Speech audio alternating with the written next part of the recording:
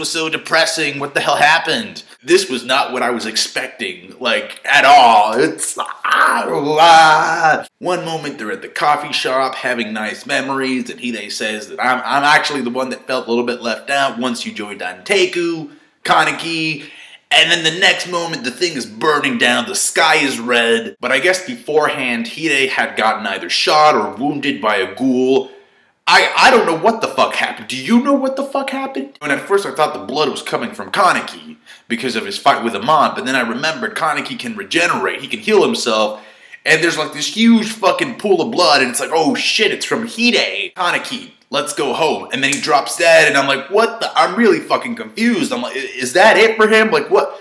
Honestly, like, what happened? And then I do like the fact, though, that he admitted to Kaneki that he knew that Kaneki was half ghoul, because, you know, and he always knew, and even then, he still remained his friend. Meanwhile, Toka, it looks like this girl went out of her house to train for a marathon, because she just kept running. Like, she's been running for hours. Like, I don't know what the hell is up with this, but it's like, you went outside to run your ass off, and it's a fine ass. But listen, like, she's either tripping or you know, crying or just staring at stuff. This episode is a roller coaster of emotion. It's like, can we call, like, so many questions. What happened to the rest of them? Like, Hinami, what happened to the owl? This needs a continuation, like, ASAP, as soon as possible. It's like, Shinohara, he's unconscious, he's in grave condition, but he's not dead, technically. Amon, I think he's dead. I mean, we saw Akira crying over his corpse. Juzo is severely depressed,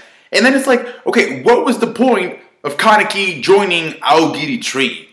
It's to help them break more ghouls out of the prison? Ayato, I thought he was going to have a bigger role in this. You know, then Hyde dies, and then you have da-da-da-da-da-da-da-da-da.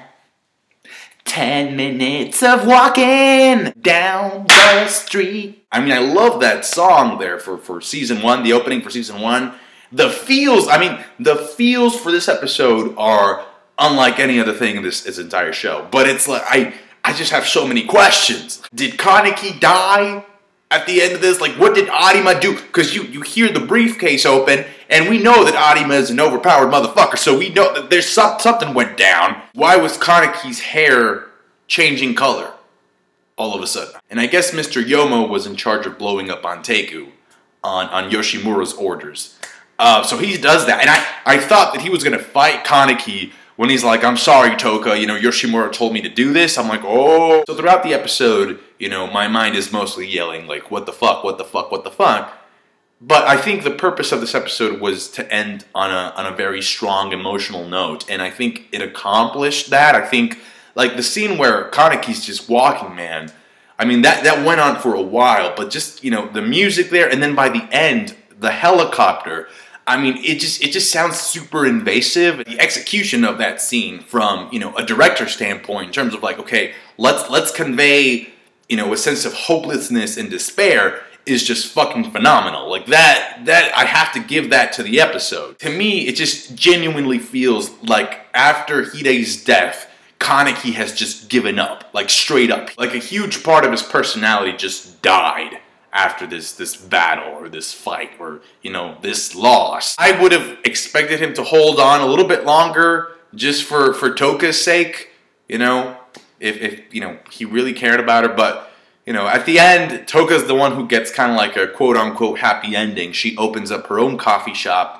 and he has a little relic of the Anteku coffee shop. In one of the previous episodes, it was actually revealed that that's what she wanted to do, you know, have a coffee shop of her own. And then I thought of another question, which was, did she really need to go to school and study as hard as she did to open up her own coffee shop? And I hope that the answer is yes. The ending for the episode, I thought it was really cool how you have like the background with the screens of all of the previous endings for this season. I like the episode, but I still have a bunch of questions, and I think the sooner, like, I learn what happens after this, the better.